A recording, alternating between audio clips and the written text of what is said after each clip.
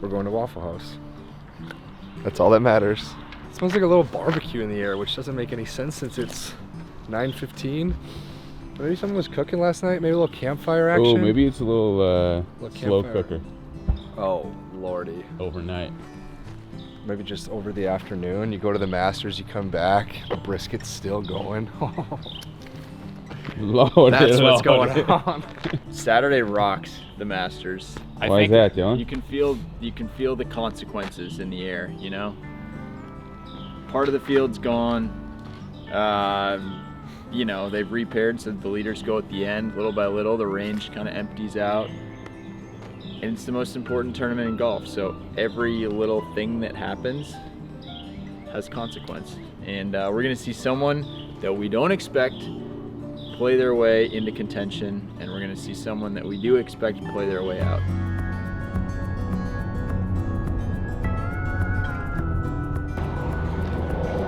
Who knows what we'll run into? Maybe some Masters lads.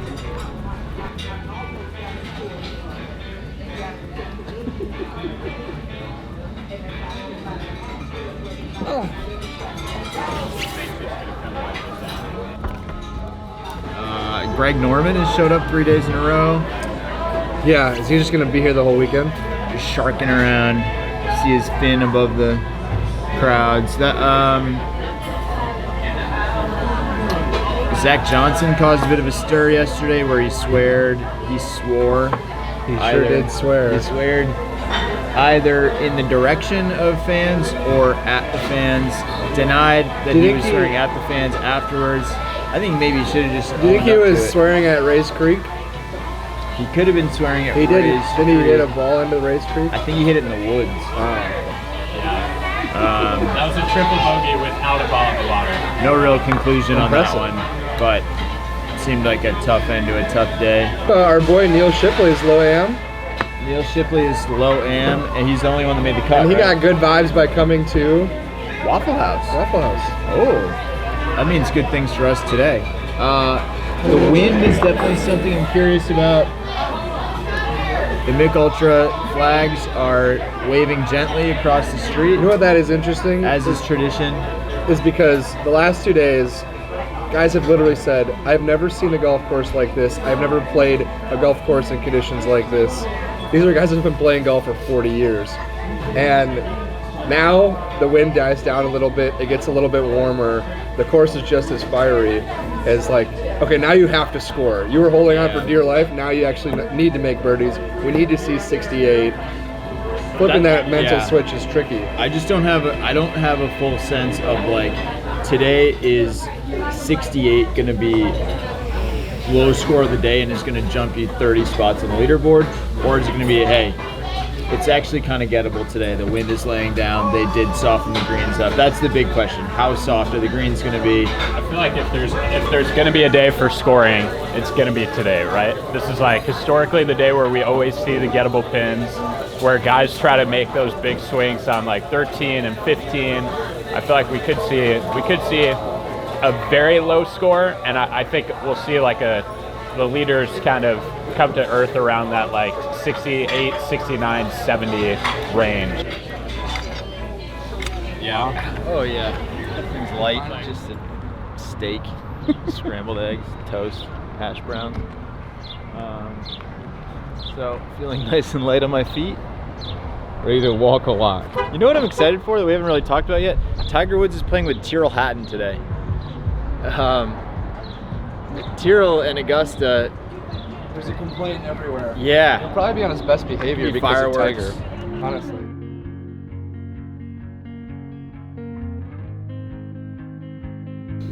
He's only played 72 holes once at a major in the last 4 years.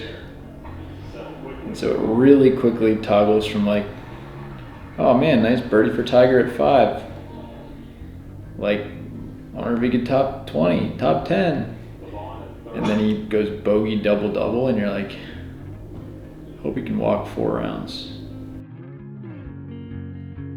Tiger, what was the biggest challenge you were facing out there today? The fact that I was not hitting it very good or putting well. I didn't have a very good warm-up session, and I kept it going all day today. Just hit the ball in all the places that I know I shouldn't hit it, and and then I missed a lot of putts, easy makeable putts. I missed a lot of them.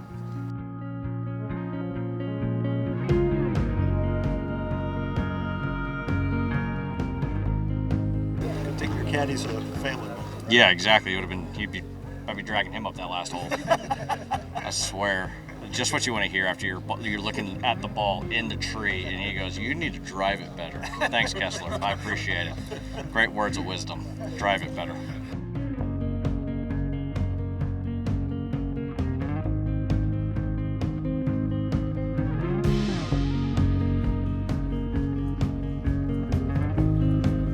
All right, let's finish the day with a segment I like to call Dogs, because the guys that have emerged on top of this leaderboard, that's what they are. I'm gonna start with Xander Schauffele. His dog moment of the day was just making 0 bogeys, just grinding his way to a 2 birdie, 16 par, 70.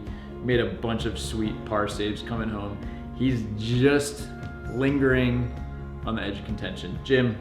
Bryson DeChambeau had some rough moments there, notably on the 15th when he chunked a wedge from about 40 yards into the water. 16 3-putt, 17 almost 3-putt. However, he redeemed it all on the 18th when he holed out from like 125 yards or so. Whatever it was, he said. Sent the crowd going absolutely nuts. Just figured it was easier than putting. Ludwig Oberg, just his presence is proof of dog. True. Because this guy has never played in a major, not just a Masters, never played in a major. He's 4 under, 3 shots back. I don't think you should shy away from it. I don't think you should try to push it away. I try to embrace it, and I try to be okay with all that comes with it, I guess. Max Homa, no birdies today. Shockingly, no birdies today. I feel like that's probably not going to continue. He was actually the inspiration for this segment. Played today with a ton of gratitude and appreciation for the opportunity to do this. I'm really glad I get to do it again tomorrow. And I'm going to remind myself I'm a dog, and I'm ready for this moment. Collin Morikawa, a guy that last night I was looking at saying, this guy is not in form. Didn't take him long to prove me wrong. Birdied the first 3 holes. That's pretty dog. Yeah, I'm not going to say that it doesn't cross my mind. I mean, we're here on a Saturday night and I'm 1 back, so I'm very excited about tomorrow. I have to take that and use that to my advantage. Scotty Scheffler pouring in that putt, going absolutely nuts after that. Have we ever seen him that demonstrative during a golf tournament? On 1 back 9. Try to feed off the energy from the crowd a little bit.